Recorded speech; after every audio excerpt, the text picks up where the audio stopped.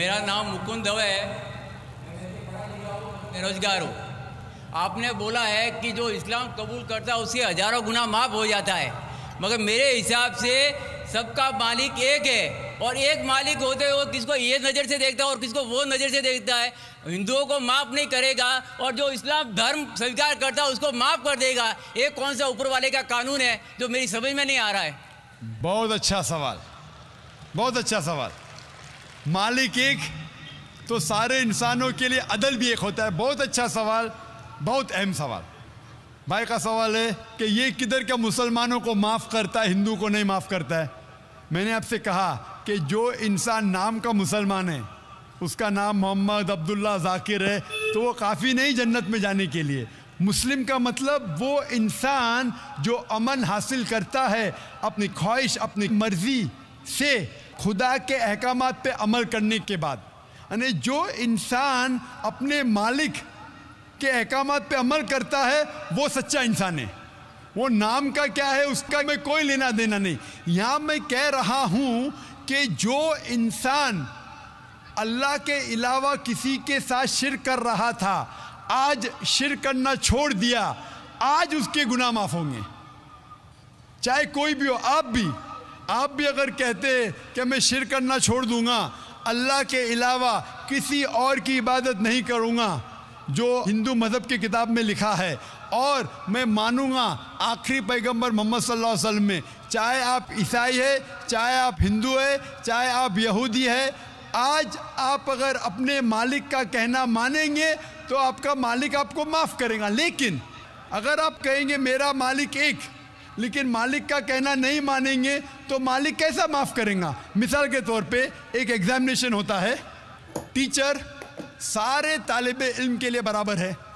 Teacher एक साल के लिए सारे तालिब इल्म, सारे स्टूडेंट्स को सिखाता है, बराबर।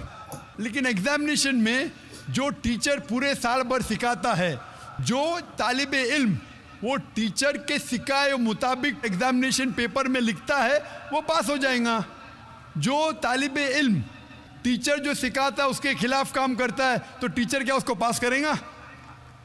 चाहे वो हिंदू, मुस्लिम हो, ईसाई हो, जो टीचर सिखाता है उसके ऊपर वो तालिब इल्म उसके मुताबिक इम्तिहान देता है, वो पास होगा।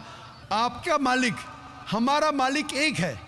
सारी किताबों में लिखा है, हिंदू मज़हब की किताब में, यहूद मज़हब की किताब में, ईसाई मज़हब की किताब में, इस्लाम मज़हब की किताब में, सिख मज़हब की किताब में, कि मालिक एक है।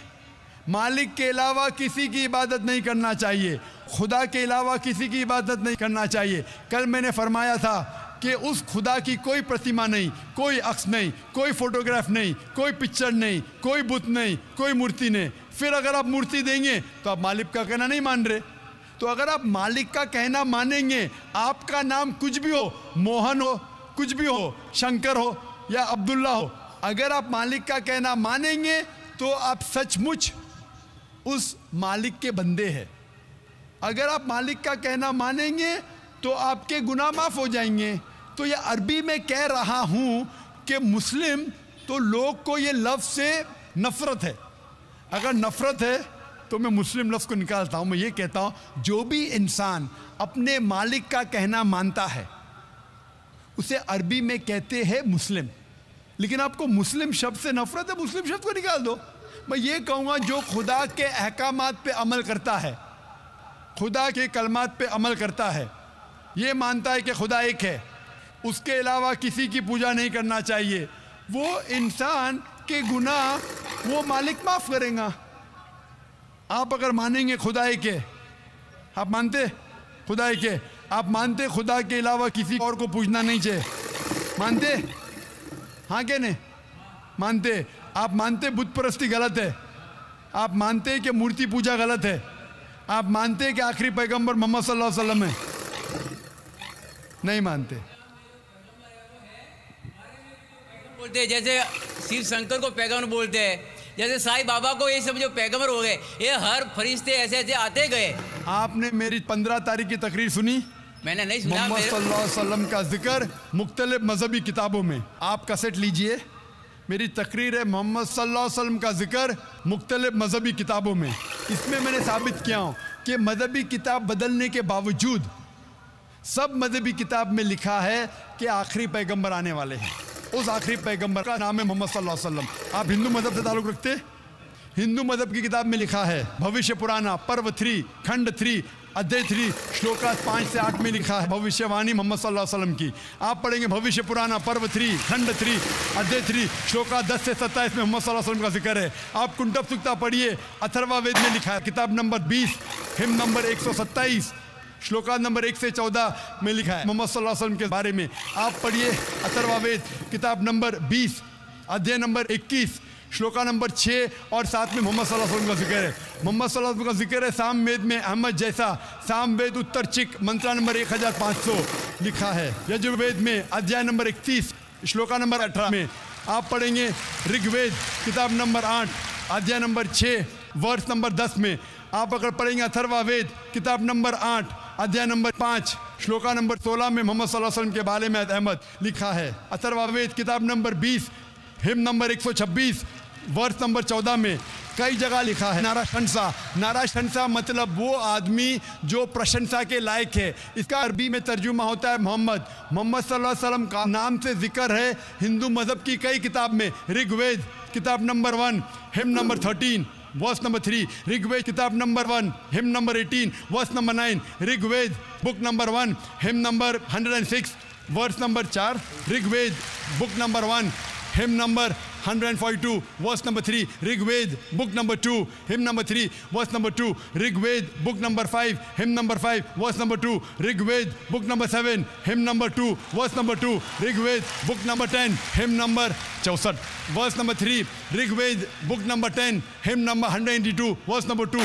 Yajurveda chapter number 20 verse number 55, Yajurveda chapter number 20 verse 37, Yajurveda chapter number 20 verse 57, Yajurveda chapter 21 verse number 31। मैं सिर्फ हवाले दे सकता हूँ आपकी किताबों में से सिर्फ घंटों तक जिसमें लिखा है मोहम्मद सल्लल्लाहु अलैहि वसल्लम आखिरी पैगंबर है। आज जो इस्लाम कबूल कर रहे हैं उनको ये समझाओ कि इस्लाम धर्म क्या है। उनको वो समझ में, मेरे भी समझ में नहीं आ रहा था इस्लाम बोलते किसको है। आपने कहा कि जो लोग इस्लाम कबूल कर रहे उन्हें समझाओ इस्लाम धर्म क्या है। आप नहीं समझे, वो लोग समझे इसलिए तो इस्लाम कबूल किए। आप भी समझेंगे तो आप भी कबूल करेंगे। ये 10 रोज़ा कॉन्फ्रेंस जो था, हमारा मकसद था बताने के लिए सारे इंसानों को इस्लाम क्या है। ये मीडिया जो इस्लाम को पेश कर रही है ये तोड़ मड़ोड़ के पेश कर रही है। हमारा मकसद ही था बताने के लिए सारे इंसानों को इस्लाम क्या है। अगर आप इस्लाम को नहीं अब तक जाने तो बेशक कबूल मत करो। जब भी पहचान लेंगे इस्लाम को तो इंशाअल्लाह आप भी शहादत देंगे। मेरी दुआ है अल्लाह सुब्हानहू व तआला से, उस मालिक से कि आपको हिदायत दे कि आप ये माने कि अल्लाह एक है, अल्लाह के अलावा कोई माबूद नहीं और मोहम्मद सल्लल्लाहु अलैहि वसल्लम आखिरी पैगंबर है। मैं कहूँगा वॉलंटियर से कि आपको मेरी DVD दे मोहम्मद सल्लल्लाहु अलैहि वसल्लम का जिक्र मुख्तलिफ मजहबी किताबों में, उसमें सारे हवाले हैं और एक खुसूसन तकरीर है मोहम्मद सल्लल्लाहु अलैहि वसल्लम का जिक्र हिंदू मजहबी किताब में, सिर्फ हिंदू मजहब में। आप उसको देखो और इंशाअल्लाह आप इस बात को तस्लीम करेंगे आज नहीं तो कल कि अल्लाह एक है, उसके अलावा कोई माबूद नहीं और मोहम्मद सल्लल्लाहु अलैहि वसल्लम आखिरी पैगंबर है। खुद नाम से जी दोस्तों।